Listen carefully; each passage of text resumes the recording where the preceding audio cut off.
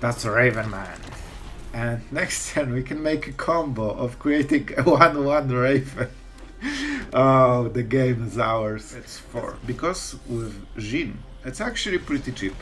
And this last card is not here for this world. Let's see, what was it? See? It's always the freaking Invoke Despair.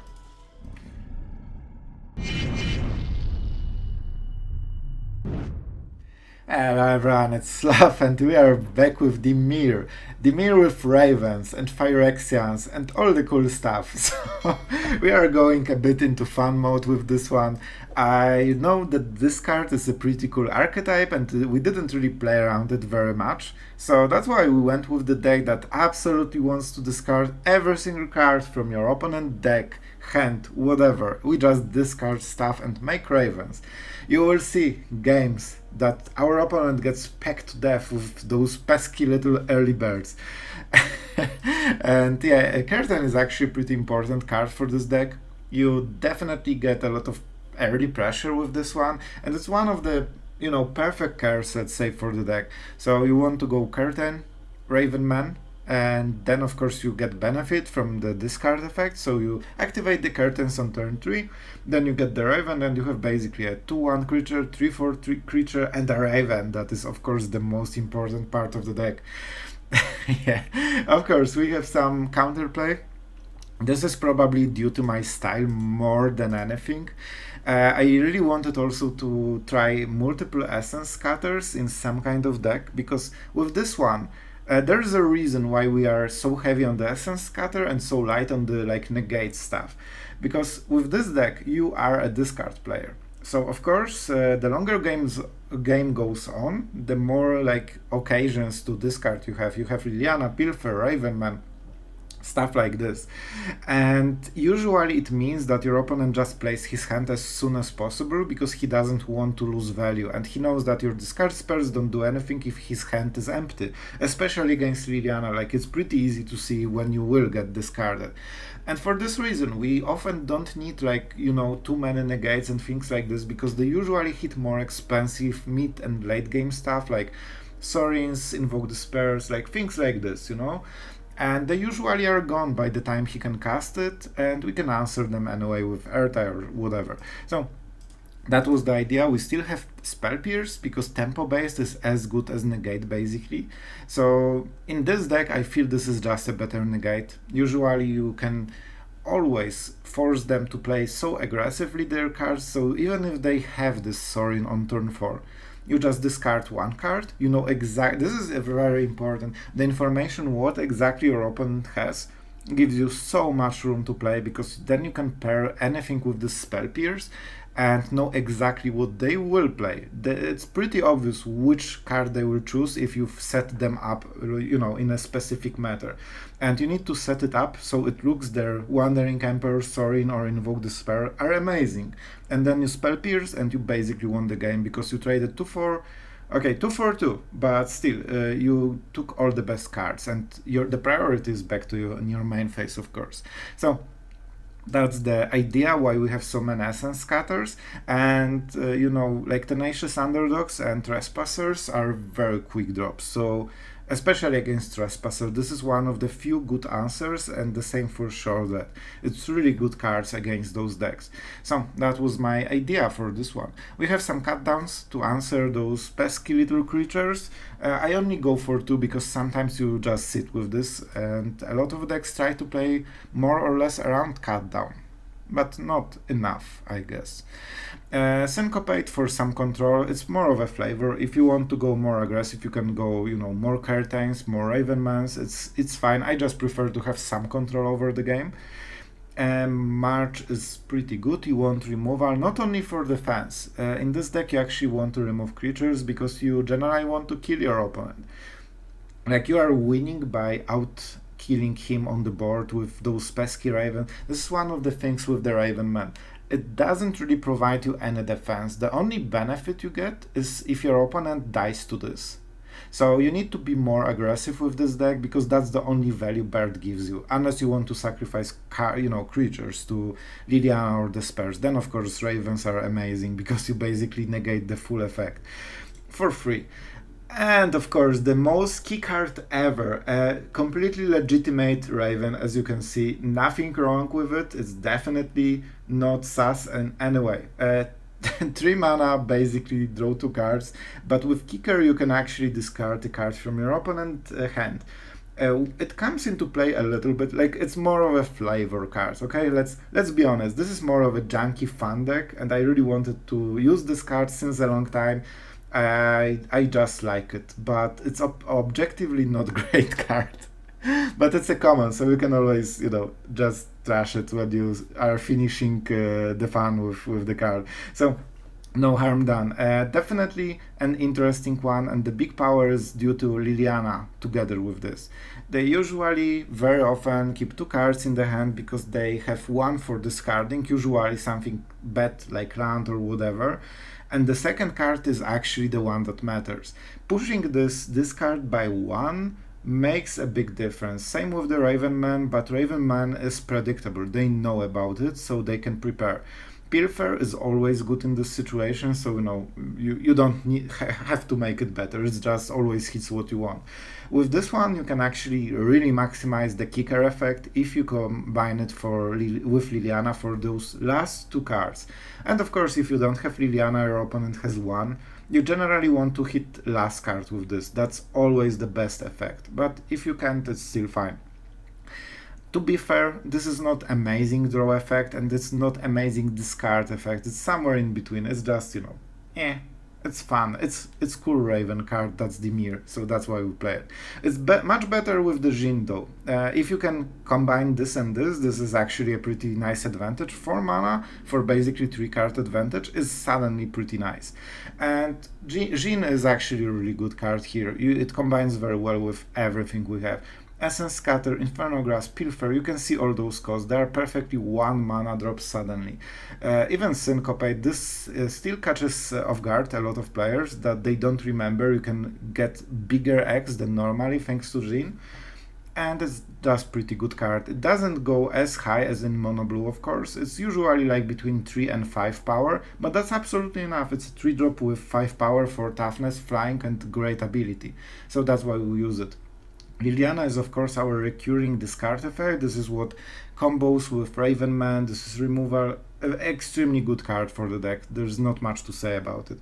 Sheoldred, because I have noticed that generally in most of the game I started with 1 copy of this one, and you know what? Every game it turned out it was the completely main card for the whole game winning. So I just ramped it to 3 because it's really good card, especially that you have targets in this deck. You have Raven Man, you have Curtains, you have Djinn. They usually burn removal there, so Sheoldred is much better than normally in decks that only run 4 drops as a creature or something like this. And Ertai, the big finisher, the big thing, and the big combo that we have going on in this deck. It's not like really combo, okay? But it's way to negate the drawback of Ertai. Of course, it's amazing card, and the only not amazing part is your opponent drawing a card. However, if you do this at the end step, or even if you do it at your main phase, if you are really desperate to deny this 1 card, you can combine it with Liliana, Pilfer, Espionage, Raven Man, even Concealing Curtains. If your opponent gets this card, you finally have something to discard. So Ertai is actually pretty amazing in discard decks because you can force your cards to always be useful, and of course it negates the whole drawback of Ertai. Suddenly it's 4 mana, kill a creature and or counter a spell for free. And of course this is absolutely overpowered, so that's why we have its controller draws a card. In the worst case, you can kill your own Raven to trade it for card if you are absolutely desperate top deck mode and you lack this extra few damage and maybe 1 good card to win the game. So that's also an option, but basically you want to give your opponent cards at the moment they cannot use them, and then you have great targets for Liliana and all the discard spells. And it's extremely frustrating because your opponent just got robbed of his value that he really felt he deserved. Cruelty of Gix, to just give a little bit of flexibility. You can get any kind of card with this one, and you can tutor for either counterspell, Rona, Vortex, something weird, whatever you need at the given moment. So it's not a crucial card, but it's a nice addition as a one-off to give you more options during the game. Especially that it kinda synergizes with the discard, so you know, in chapter 1 you can still make a 1/1 Raven. Your 5-drop not only gives so much value, but it also creates a Raven. Yeah. Alright, yeah, it is a junky deck. It's not a competitive deck. Like, you can win definitely against mono black with this one, and you will probably see it in the video. Like, we can definitely win every matchup, but it's just a lot of not extremely strong cards. So what are the issues for the deck if you want to get serious about this one? Espionage is probably the weakest one. I don't really like it. It's bad card though, to be honest, and it's bad discard. It doesn't do anything really well, but it's really fun on the flavor side, you know? Yeah, Concealing Curtains are okay, but they are definitely a slow one. And Ravenman is actually performing pretty nice so far, but generally it dies to cut down. It needs some things to go well for you, and if they don't, you don't get any value. And even if you get like 1-2 bursts, they usually don't make a biggest difference in the world. You need to play much more aggressive than normally to even try to capitalize on this value. So, you know, it's fun. I enjoy the deck. It's pretty fun. It's pretty goofy in a way, and it definitely feels like a discard, and I really like discard decks, and probably you do as well. So you can give it a try. Don't expect amazing results. It's not this kind of deck. And tell me in the comments if you still want to see junk decks, because I really like those. And yeah, I'm always confused. Like, I'm saying, you know, presenting the deck to you, and then I'm saying this card is not good. But I think we need to be honest about this, and it's still fun, and it's still worth our time to have some fun with the Magic. Tell me what you think, if you like junk decks, if you like control decks, and if you like competitive decks. All will find something on this channel, so definitely subscribe. Thank you for all the support. I'm glad that you enjoy recent videos, so thank you for that. And enjoy the games. Tell me what you think and if you like the video. Alright, so we are going first with Curtains, Raven and Ertai. You love to see it. And our friend Dark just said hello, so let's be a nice Dimir player that we of course are. Can we go? Yeah, I think until Ertai we should draw another untapped land. And we don't need blue for the Raven man, so let's go. Man, this could actually be a Dimir card, right? It would fit pretty nicely. That's a Raven man. And next turn we can make a combo of creating a 1/1 Raven. Oh, the game is ours. This feels like Resolute Reinforcements for some way into Wedding Announcement or Waffin, but he didn't go for it. Alright, I definitely want to do the thing. You are here for the thing, so let's do the thing. Trespasser. Irritating, but it's oh my god, double Wedding Announcement. Oh, that's so bad. It's still Wedding Announcement. Man, this will be hard. We need to go super aggro on this one. Fortunately, we have quite a lot of power in the board, and this means he cannot really use the Bankbuster, so the Wedding Announcement probably is the best way. I guess Trespasser heals it. Like, heals him, but the token trades perfectly against Ravenman.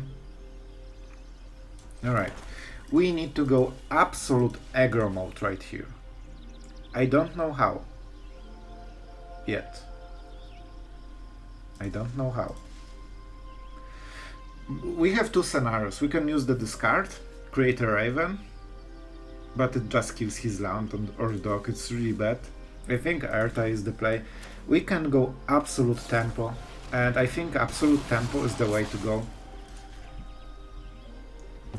Unfortunately, second Ertai is much weaker, but thanks to this, we get to hit him really hard this turn. 5, 6, 9. He's actually dead next turn if he doesn't play enough creatures. But he has a lot of those. He probably should have double play dog and get the token or something like this, but he's under a lot of pressure. And this is our only chance, because you can see the amount of cards, not even checking Wedding Announcement, Bankbuster value, like he's absolutely winning in the value department. And there's not much we can do about it. So, Alright, this will be a sneaky attack. The only creature he can actually trade for is Ertai. And guess what? We have another Ertai.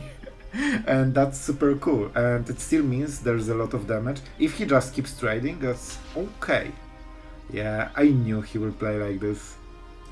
And that's perfect because we want Ertai dead, because we want to replay it next turn. And 4 damage is on the stack. So with this turn, I'm pretty sure we won the game.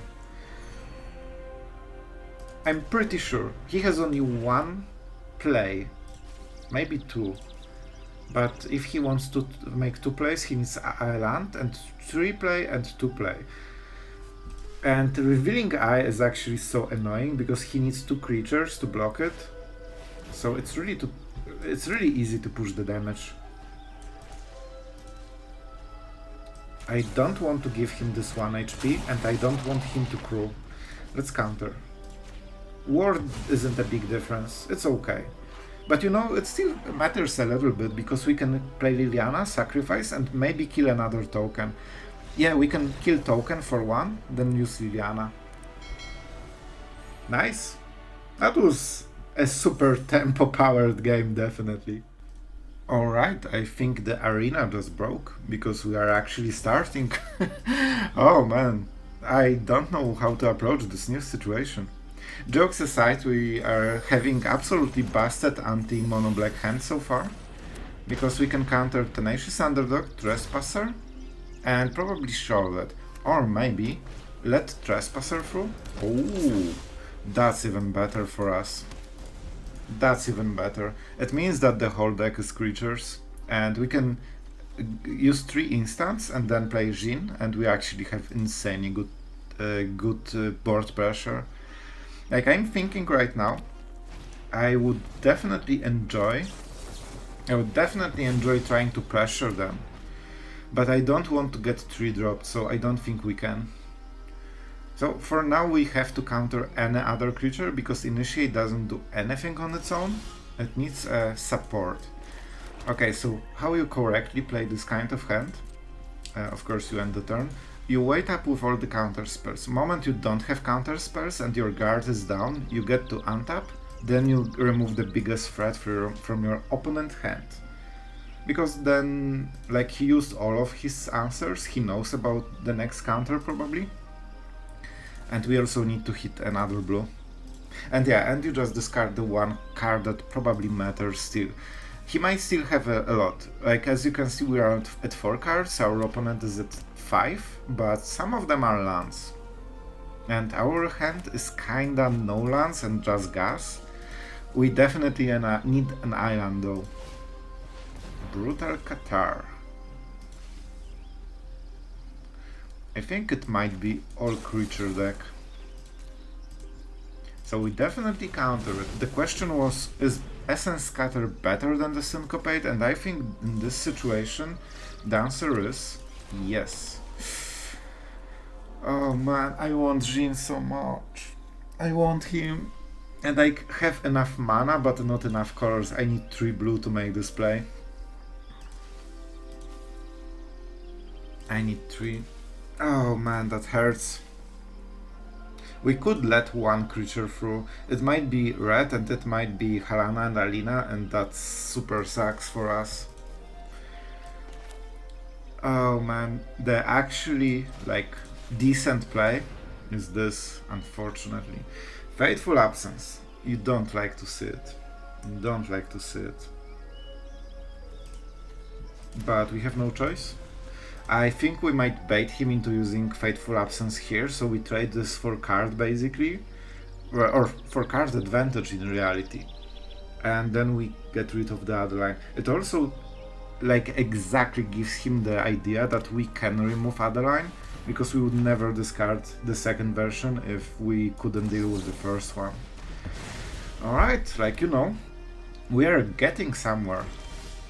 Slowly. Okay, that's an absolutely bad draw. Wow, my mouse just teleported randomly. It tends to do some things like this from time to time. You know what? Enjoy your cards. I will still make a stop. We are the aggressor.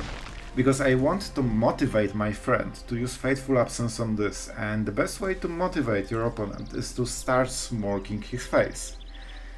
And when he does it, he loses a lot. Oh my god, that's the perfect draw. It's a removal and a creature in one. Oh, that's so annoying. The whole strategy was, you know, basically absolutely wrecked by this card. It also trains Initiate. That's actually the best card of his deck against this kind of situation. Oh man, that's so lame.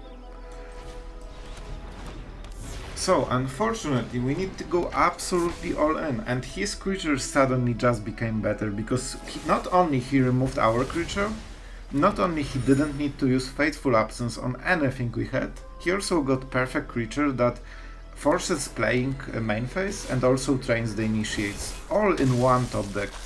Mwah. Perfect. And the only price he had to pay is that he needs to trade this creature, so maybe we can come back. Maybe we can come back, because right now, Curtains... Oh, I like this play. This one was really good. And we need to invest this turn to do it. It won't get better. And if we have Syncopate right now, I really think... Please, just whiff for one single time so I can untap with my Syncopate, and then we call it even. Look at this freaking guy. This is the first 4-drop he drew this game. And he has exactly the 1 mana for Syncopate. I couldn't even, like, if I planned the whole game, that wouldn't be more perfect than this. Oh, I'm salty as hell. This was the only play he had to win the game. Even though we solved the previous top deck. This is exactly the last turn he could do this stuff. Okay, thank you. I really feel like I deserve this one. And that was of course my top deck. Alright. Maybe we should just go attacking with the Revealing Eye. Alright, this is okay. This is okay draw. So let's draw cards. So I can be a little bit less sad. Alright, alright. Given we have Otawara, we can start attacking, because whatever top deck he gets, we just can bounce it. And especially at the combat phase, then we can counter it. Okay, that's fine. That's actually kinda fine. Annoying, of course, but all of his cards will be annoying. And so far we are trading pretty well. Those are average draws. We have to call it as it is. Put a counter. So the counter is unconditional, but if he does it, he cannot replay Catilda. But his initiates trade really well against our creatures. So we need to do it right now. I don't super like it, but I think it's okay. And with Syncopate, let's just play this land. The idea is that the tap thing is the power of the card. So Summoning Sickness really makes it harder for him. And it seems we are racing and we are drawing lands. Well, what can go wrong? And with this draw, we actually fall so behind that we cannot keep attacking.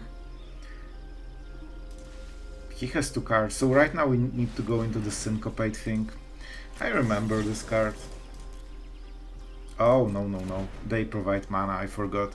So how much? 2, 5.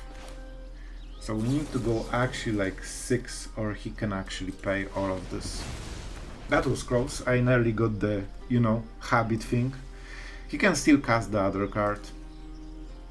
So definitely a hard one. Definitely a hard one. Djinn is really good draw.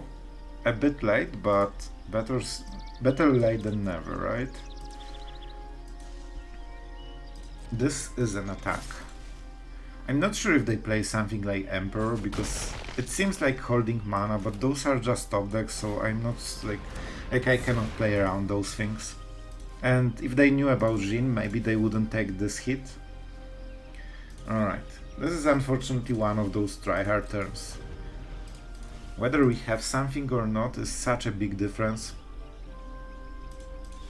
So this is one turn when we need to pretend that we have a removal, because then he needs to think about it. Okay, if that's his play, we don't need to bluff anymore. Because that doesn't do... Wow, okay. Oh man, that was so weird. The Sigarda draw was absolutely insane. I'm happy that we matched the top deck power. Alright, so we are going second with pretty slow start due to this being tapped. But other than this, like maybe this is a mulligan. Oh wow, that's an Essence Scatter probably. Unless he wants to invoke the spare on curve.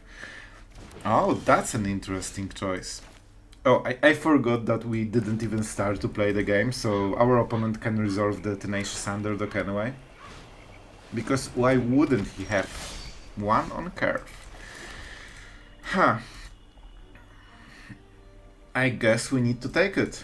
This is a huge problem, not only the discard, but the fact that he knows about those counters, he would always play into them. So he has Trespasser most likely. What he doesn't know is that we drew a Syncopate. So he really wants it because he wants to reanimate next turn, so that's really bad for us overall. Being on the play with Dread Figure and double creature is definitely a good start against control. However, if he wants to go for the Trespasser, and it seems that he wants... Oh, even better. Cool. So we got some tempo play. Now we can think actually how we play this one out. And you know what? This is a Despair turn. I think he took the Spell Pierce because he had invoked Despair from the start, and he just wants to resolve it around turn 5. He still sees the Ertai though. That's a small issue. Oh, that's a hard one. If we don't cast anything, he just attacks and uses this one probably. Then we cast it, he draws 2 cards and we trade with everything. We are left with nothing. It's not good. If we are playing him to invoke Despair, and I think we do, that's just bad luck. But if he doesn't hit a removal, and even if he does hit any other removal, it's okay, because he cannot Tenacious Underdog, he cannot Pressure as well. This also means that he has no invoked spell. He had 5 mana. So yeah, I know I said that he probably has, but you know how it goes. We cannot be sure. I would love to play Ravenman and Liliana, but we cannot. I really want to get rid of his last card, but I guess it doesn't bring us too much. I think it doesn't bring us too much. You know what? I like Liliana here, but for minus. Because he is really far from being able to double cast them, so whether it's 1 or 2, it's basically the same power. So we removed 1 creature for like 4 turns in reality. And the fact that he will draw means that if we hit land, this can be kicked very well. Man, I just need a land, and this is end step, so it's hard to... Oh my god, can we hit our lands? So I played this whole play hoping that we will actually draw a land in top 13 cards. And he always draws at the end step, so you will hit this card with this one.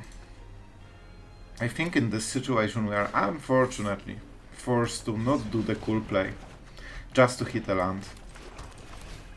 So definitely not optimal, but with Sheoldred, Ertai and March, we have tools to work it out. Invoke Despair is definitely looming on the horizon, and that's a 4 damage, that's a lot. So, okay, Bankbuster, extremely powerful draw in top deck games, exactly moment before we hit our thingy. However, they don't have good answer to Sheoldred right now. Yep, you better draw right now. So, depending on what the draw is, we have options, and in the worst case we can actually deal 4 damage to something. And our opponent is at 13. From the freaking top. Guys, every single time, This was the last turn to draw it, because from the next turn we have Ertai and we can protect whatever he draws. That was the last moment to draw it. Oh my god, this deck, this freaking deck. Like, their invoked despair top decks are just always so crispy. The one turn when he actually absolutely wins with this. Yeah, I think we are way too behind after this one. We just lost all the pressure we had. Like, I guess we can Pilfer him. Cool. The Bankbuster will be a problem, of course. I guess we can use Rona Vortex. I really don't like using the March here. He didn't crew, which is probably better for us, but he wants to draw. So 1 mana for this thing that he wants to kill us next turn. So he basically wants to attack with Bankbuster. We are at 3. We need to go for really high March, or we are freaking dead. We are still at 1 blue mana for the whole game. Alright, alright, alright. So what do we do here? He activates the token, gets a card. We bounce the token at the end step. We have 4 black mana. We cannot even use Ertai. This because they want to use Underdog. And you know what? We actually will use this. Just because we will have this 3 mana doing nothing, so we might as well. I don't really want to discard anything, I just want a bigger creature. It doesn't matter too much right now, sure. Yeah. And you need to do it now, or you die. Well, I guess... Okay, that was a small mistake, because they will use the Underdog to crew it. Like, I thought they messed it last turn. Oh, never mind. You know. Oh, I'm not salty at all. Alright, let's go into the next one. Alright, as always going second. However, we have Essence Scatter. So, we will see. 1 drop, easy. On the play with 1 drop, easy. Oh man, those decks. Bankbuster. Like, Bankbuster is good for them, but at least it gives us a little bit more time. This is pretty big deal that we finally can actually start playing the game. So far, all of those cards from his side were basically for free. And right now he actually needs to start playing for them. And if he keeps casting stuff, he cannot draw and he cannot pump this one. Which is also important. So this is basically the last moment to Pilfer. Because next turn we want to cast a 4-drop. Oh man, double 3-drop. That's exactly not what we wanted to see.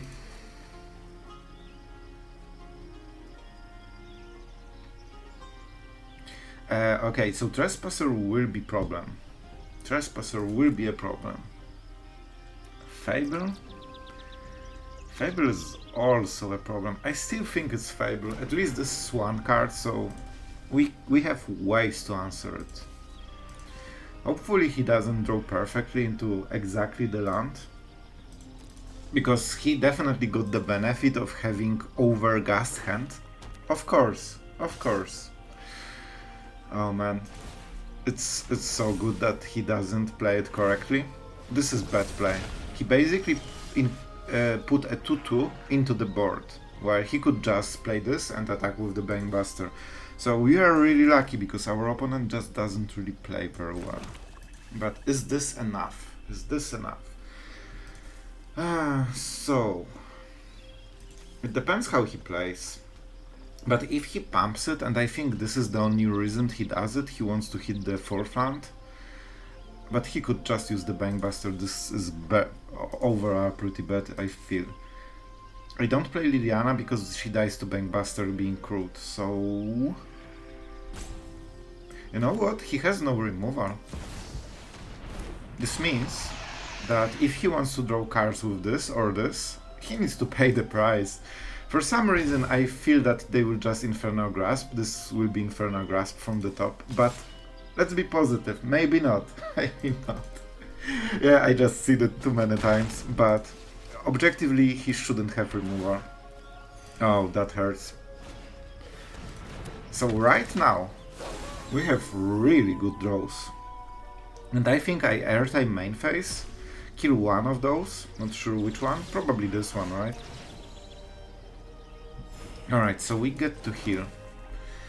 Phyrexian Espionage is great, but you can see like the kicker is pretty weak, it just discards one card.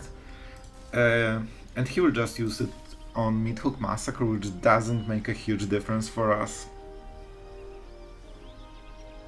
We cannot kill Sheoldred.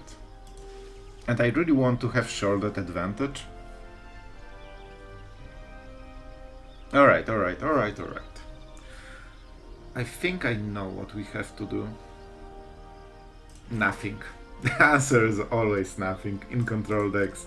But okay, I have it figured out. So if he wants to... I hate this switch, but at the same time, we still can block with Sheoldred. He has two options. He tries to resolve his own Sheoldred for 4 mana, or Midhook Massacre, and we can counter both and use Ertai anyway.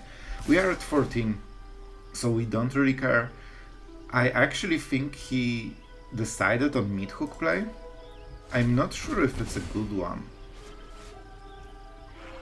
Go to blockers, because follow-up is Liliana. It means that when we counter and stabilize the board and one creature is there, it's just great for us. And as you can see, we're at 10 right now, and he really wants the Sheoldred, but I guess he wants the Midhook more. Cool. Enjoy. And I think this is a good game, because we play Liliana now, we use it on Evolved Sleeper, counter target spell. Of course he gets some cards, but as you can see, this is a combo deck. The more he draws, the more he, you know, pains himself, and he can get additional card, but it's still an issue. And suddenly, just like that, he can crew the Bankbuster. A little bit unfortunate, because we cannot go around it, but you know.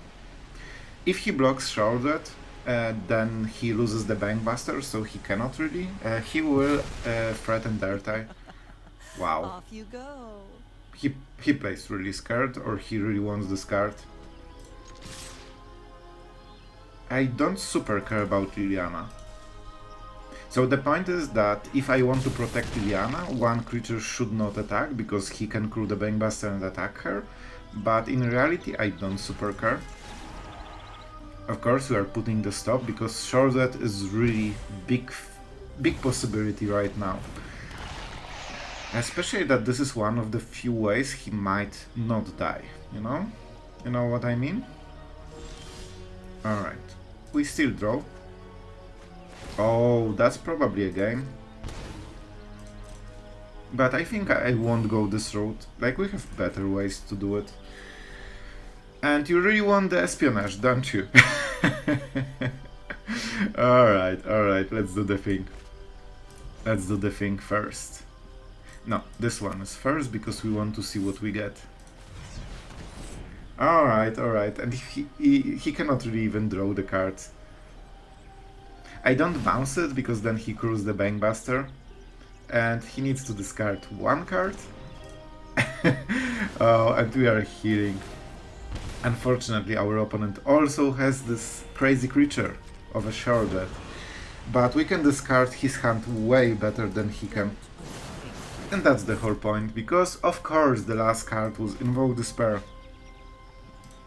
Otawara is a good card. Alright, do we attack with everything? Do we attack with everything? He can trade with Sheoldred, which he probably wants. Or even with Ertai. Then he's at 3. Yeah, I think we just go on the defensive side. Simply because his Sheoldred makes sure that we don't, you know, we don't kill him with the effect. So he has one pretty decent turn, but after this we absolutely smork him. And man, this definitely hurt. Midhook Massacre was pretty good if he builds enough mana, especially with the treasure. And Invoke Despair, well, it's Invoke Despair. Okay, that's actually extremely bad. Maybe I should make the stop. Nobody cares. We have our own Sheoldred and we will never die this game. So, first things first, even though he thinks he wants it. He doesn't really, probably. Alright, so he should cruel first. Yep, that's correct. And now he will sacrifice the underdog. He won't really have health to, you know, play it very well. Can we make some play to win this right now, or we need to wait one more turn? Cruelty, does it hit anything? Graveyard Trespasser is 1 extra damage. If we attack, we can bounce this, attack. Then he's at 4 and we have no Sheoldred. Alright, I think I know what the play is.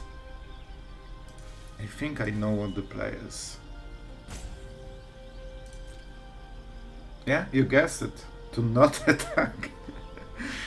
Oh, we could also make a sneaky one. I know you want the sneaky one. He might double block. But if he doesn't, well, you know what? I will still go for it. Because we have Cruelty. So, if you didn't like your Sheoldred, maybe you will like mine. And you know what is the maximum emotional damage? His Sheoldred, not ours. Yep, better draw those cards. So of course it's not like the maximum value play, but it's a pretty strong play. So right now we are back into the situation when he fights against Sheoldred. He doesn't have Sheoldred. We have another sacrifice creature in case he top decks the perfect card. Oh, there are 2 perfect cards, I guess. It's fine. There draws. It's fine, we will still win. But I didn't think that we will have to go into the Djinn mode just to make sure that we finally kill him. Oh man, that's so funny. Okay, we will do it the hard way. And with the Ravens we are absolutely covered. So we don't attack with the Ertai, because this is our win condition. And if he casts something expensive, we just Syncopate. I play this, even though it's a very good card, just because I want Syncopate activated. We can counter up to 3, that's a lot. It means he can only resolve a 2-drop, which basically means nothing. It will be Underdog at best, or Infernal Grasp. So I guess Infernal Grasp is the best draw for him. But right now, even if he drew it, it's too late. Now we just need to make sure that the Djinn will be big enough. But you know what? It shouldn't be a huge problem. It's 4. Because with Djinn, it's actually pretty cheap. And this last card is not here for this world. Let's see, what was it? See? It's always the freaking Invoke Despair. Yeah, cool. So the point is that I don't think the game will go through for much longer. Simply because we kill his underdog and we kill him because he tapped main phase for like a dummy. Good game, my friend. I still don't forgive you those top decks. Not at all.